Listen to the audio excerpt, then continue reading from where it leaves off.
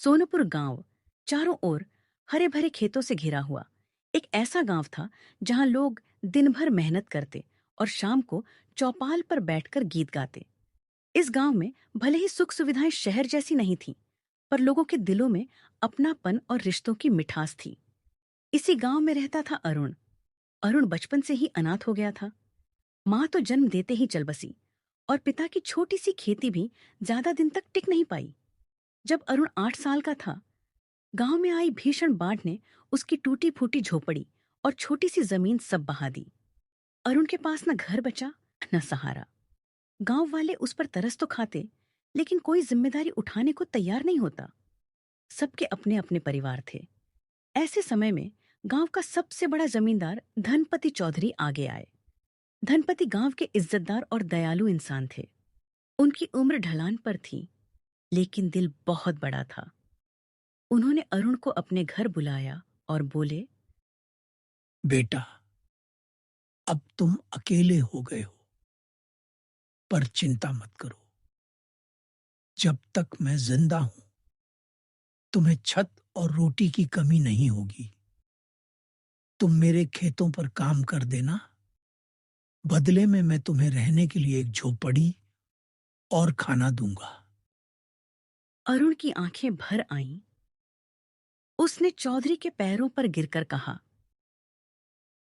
मालिक, नहीं नहीं, मुझे लगता है जैसे भगवान ही मेरे पास आए हैं। आपने मुझे सहारा दिया है, वरना मैं तो सड़कों पर भीख मांगने पर मजबूर हो जाता। धनपति ने उसके सिर पर हाथ रखा। बेटा, मुझे मालिक मत कहो, मुझे पिता समझो। तुम्हारे माँ बाप नहीं रहे तो क्या हुआ? आज से मैं ही तुम्हारा पिता हूं। उस दिन से अरुण की जिंदगी बदल गई। दिन गुजरते गए। अरुण मेहनती और ईमानदार था।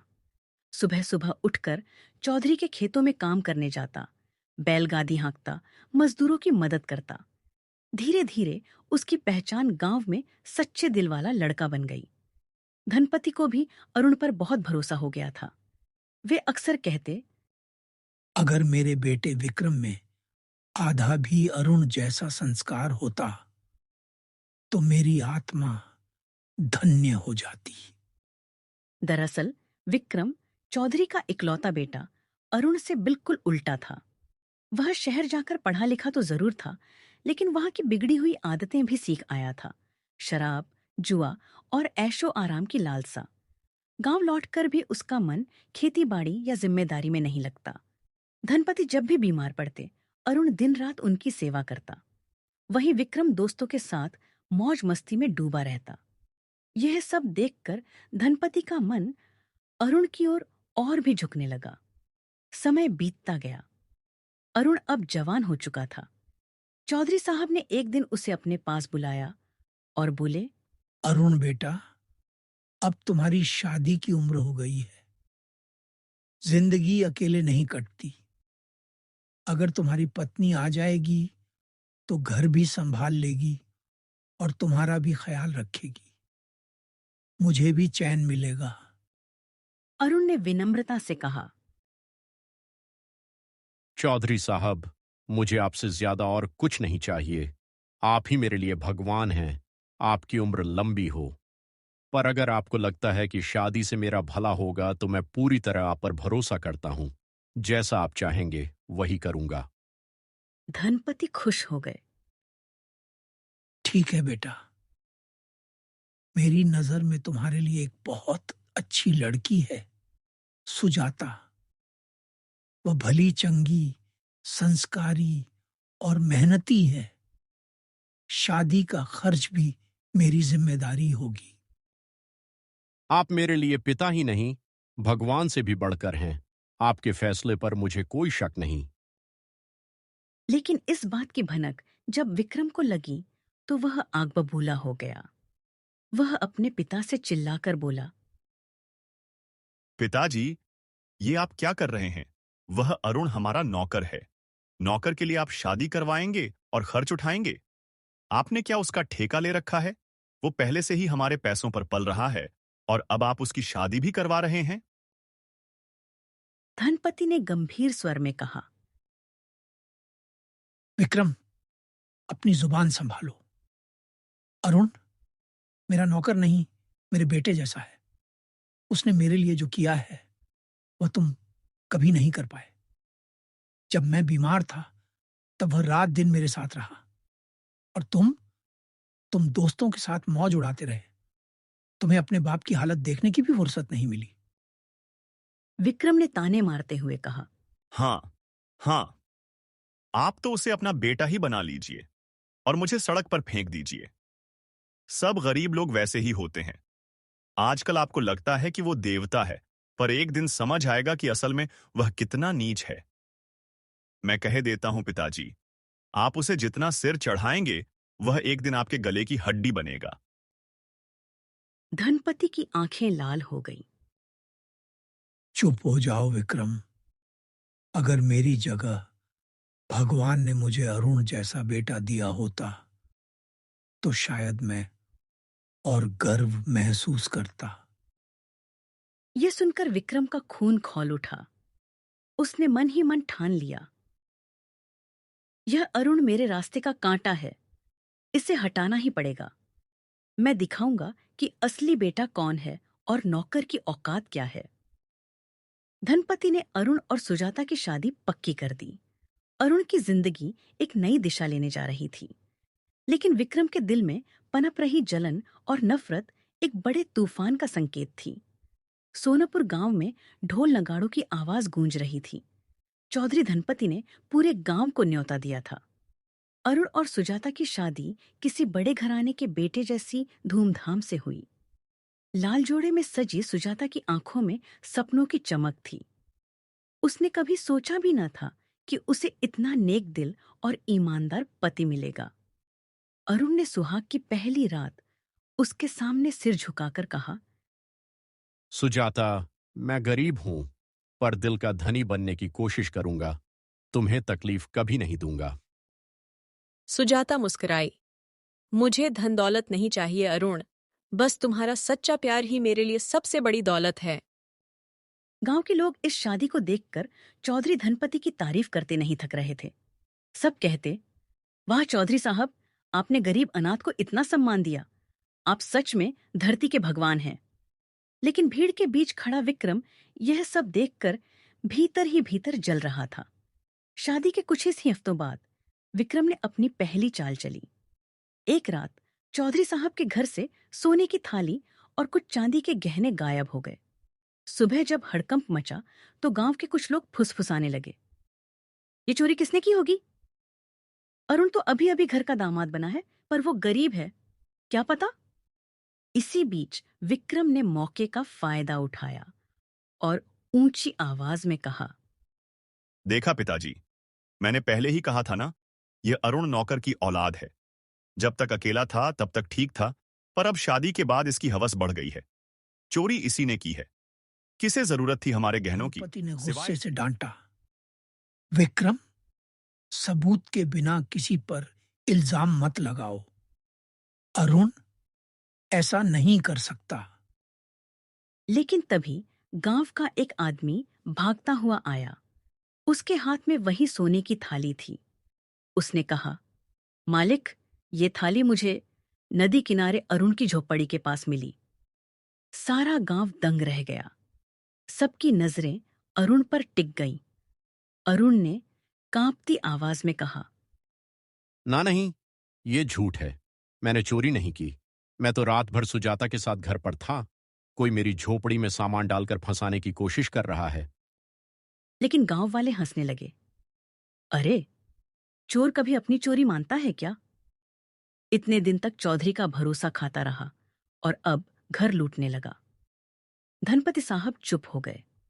उनका दिल अरुण की ईमानदारी जानता था, पर सामने थाली मिलने का सबूत देखकर उनका विश्वास भी डगमगाने लगा। विक्रम ने झर घोला, पिताजी, अब तो आपको यकीन हो गया होगा। ये अरुण आपका बेटा नहीं, नौकर है, और नौकर की औकात यही होती है। गांव वालों के सामने अरुण और सुजाता को बेइज्जती झेलनी पड़ी। किसी ने पानी तक देने से मना कर दिया। बच्चे तक चिल्लाते, देखो देखो, चोर दामाद जा रहा है। सुजाता रोती रही, पर अरुण का सिर ऊंचा था। उसने सुजाता से कहा, आग लगे इस झूठे इल्जाम को। मैं जानता हूं कि मैंने चोरी नहीं की। एक दिन सच्चाई सामने आएगी। जब तक जिंदगी है मैं हार नहीं मानूंगा। अब अर्रा, अरुण और सुजाता गांव के किनारे एक जर्जर झोपड़ी में रहने लगे। गांव वाले उन्हें काम भी नहीं देते, भूखे रहना पड़ता। कभी सुजाता खेतों में मजदूरी करती तो 2 रोटियां मिलती। अरुण खुद दिन भर इधर उधर काम ढूंढता, पर हर जगह यही सुनने को मिलता, तू वही चोर अरुण है ना, जा यहां से। लेकिन इन तकलीफों के बीच भी उनका प्यार और विश्वास अडिग रहा। सुजाता कहती, अरुण, मैं जानती हूं तुम निर्दोष हो। चाहे दुनिया हमें कितना भी गिरे, मैं तुम्हारे साथ हूं। अरुण उसकी आंखों में ताकत देखकर फिर से खड़ा हो जाता। कुछ महीने बाद विक्रम ने एक और घिनौनी योजना बनाई। उसने चौधरी साहब के गहनों का एक कीमती हार गायब करवा दिया और अपने आदमियों से अफवाह फैलाई, कहना कि सुजाता ने हार चुराया है और वो हार अपने मायके भेज दिया है। गांव में हंगामा मच गया। लोग चौधरी के घर इकट्ठे हो गए। विक्रम गरज कर बोला, अब देखो पिताजी, पहले अरुण और अब उसकी पत्नी, ये दोनों ही चोर हैं। आपने जिन पर भरोसा किया वही आपके दुश्मन बन गए। सुजाता फूट फूट कर रोने लगी। मैं निर्दोष हूं, मैंने कुछ नहीं किया, मुझे फंसाया जा रहा है। अरुण भी चिल्लाया, बस करो विक्रम, तुम्हारी चालें मैं समझ रहा हूं। सच्चाई एक दिन सामने आएगी। लेकिन गांव वालों ने उनकी एक न सुनी।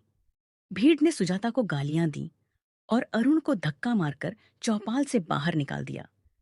अरुण और सुजाता टूट चुके थे, लेकिन हार नहीं मानी। एक तरफ विक्रम की साजिशें बढ़ती जा रही थीं, दूसरी तरफ चौधरी साहब के दिल में भी द्वंद्व मच रहा था। क्या सचमुच अरुण दोषी है या विक्रम कुछ छुपा रहा है? समय बीतता गया। अरुण और सुजाता गांव के किनारे कठिन जीवन जी रहे थे। गरीबी, तिरस्कार और भूख ने उन्हें तोड़ा, पर उनका साहस अब भी अडिग था। इधर विक्रम की जलन बढ़ती ही जा रही थी। उसे लगता, जब तक अरुण जिंदा है, पिताजी का दिल कभी पूरी तरह मेरा नहीं होगा। इसे हमेशा के लिए खत्म करना होगा। एक दिन विक्रम ने अपनी सबसे बड़ी योजना बनाई। उसने चौधरी धनपति के संदूक से हीरे मोती का बहुमूल्य हार चुरा लिया और अपने आदमियों से इस बार कहा, हार अरुण की झोपड़ी में पहुंचना चाहिए।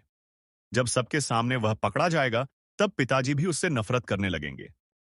उसने सब कुछ योजना के तहत किया। अगले दिन चौधरी साहब ने संदूक खोला तो हार गायब था। घर में हंगामा मच गया। विक्रम गरज कर बोला, बस, अब तो साफ है। पहले चांदी, फिर सोना और अब हीरे मोती का हार। इस बार अरुण को छोड़ना नहीं चाहिए। गांव वाले चौपाल पर इकट्ठे हुए। किसी ने कहा, सुना है हार अरुण की झोपड़ी से मिला है। दूसरे ने ताना मारा, लो जी, फिर वही चोर पकड़ा गया। भीड़ अरुण की झोपड़ी की तरफ बढ़ी। सचमुच हार वहां रखा मिला। सब चिल्लाने लगे, मारो चोर को, ऐसे लोगों को गांव में रहने का हक नहीं। अरुण हक्का बक्का रह गया। उसने आसमान की ओर हाथ उठाए और कहा, हे भगवान, मैं निर्दोष हूं, यह सब षड्यंत्र है। सुजाता रोती हुई उसके आगे खड़ी हो गई। मेरे पति को मत छुओ। ये सच्चे और ईमानदार हैं। इन्हें फंसाया जा रहा है। भीड़ अरुण को पकड़ने ही वाली थी कि तभी चौधरी धनपति ने हाथ उठाकर सबको रोका। उन्होंने गहरी आवाज में कहा, रुको, पहले सच सामने आने दो। दरअसल चौधरी साहब को अरुण की ईमानदारी पर हमेशा से भरोसा था। इस बार उन्होंने खुद जांच करने की ठानी थी। उन्होंने अपने पुराने वफादार नौकर को गुप्त रूप से विक्रम के पीछे लगाया था। वह नौकर आगे आया और सबके सामने बोला, मालिक, सच्चाई यही है कि हार को अरुण की झोपड़ी में आपके बेटे विक्रम ने ही रखवाया था। मैंने अपनी आंखों से देखा है कि रात को वह अपने आदमियों के साथ ये काम कर रहा था। गांव में सन्नाटा छा गया। चौधरी धनपति ने क्रोध से विक्रम की ओर देखा। विक्रम, यह सब सच है? तूने ही अपने भाई समान अरुण को फंसाया। विक्रम घबरा गया। उसके चेहरे से रंग उड़ गया। उसने हकलाते हुए कहा, पिताजी, मैं तो बस। चुप। अब और झूठ मत बोल। तेरे सारे पाप सामने आ चुके हैं। मैंने भगवान से अरुण जैसा बेटा मांगा था, लेकिन खून का बेटा होकर भी तू मेरी आत्मा पर कलंक बन गया। हाँ, मैंने किया सब, क्योंकि आप हमेशा उसी अरुण की तरफदारी करते रहे। आपने कभी मुझे सच्चा बेटा समझा ही नहीं। आज देख लो, गांव के सामने उसकी औकात। वो चाहे जितना भोला बन जाए, पर है तो अनाथ और गरीब। और मैं आपका असली बेटा हूं। चौधरी की आंखों से आंसू बह निकले। नहीं विक्रम, बेटा खून से नहीं, कर्म से होता है। आज से तू मेरा बेटा नहीं, मेरे लिए बेटा सिर्फ अरुण है। यह सुनकर पूरा गांव स्तब्ध रह गया। चौधरी धनपति ने सबके सामने घोषणा की, गांव वालों, आज से अरुण मेरा उत्तराधिकारी होगा। मेरे खेत, मेरी जमीन, सब कुछ उसी का है, क्योंकि उसने मुझे बेटा बनकर निभाया है। उसका चरित्र सोने से भी शुद्ध है। गांव वाले, जो अब तक अरुण को चोर कहते थे, एक स्वर में चिल्लाने लगे, सचमुच अरुण निर्दोष है, हमसे भूल हुई, ये गांव का गर्व है। सब लोग अरुण और सुजाता के पैरों पर गिरकर माफी मांगने लगे। अरुण की आंखों में आंसू थे। उसने चौधरी साहब का हाथ पकड़कर कहा, नहीं चौधरी साहब, मैं आपकी जमीन और जायदाद नहीं चाहता। मुझे सिर्फ आपका आशीर्वाद चाहिए। यही मेरे लिए सबसे बड़ी दौलत है। चौधरी ने गले लगाकर कहा, बेटा, तेरा यही त्याग और ईमानदारी मुझे गर्व दिलाता है। भगवान तुझे सुखी रखे। विक्रम अपने के पर पछताने लगा, लेकिन अब बहुत देर हो चुकी थी। गांव वालों ने उसे धिक्कारा और वह शर्मिंदा होकर गांव छोड़ गया। अरुण और सुजाता का जीवन फिर से खुशहाल हो गया। अब गांव में हर कोई उन्हें आदर और प्रेम से देखता था।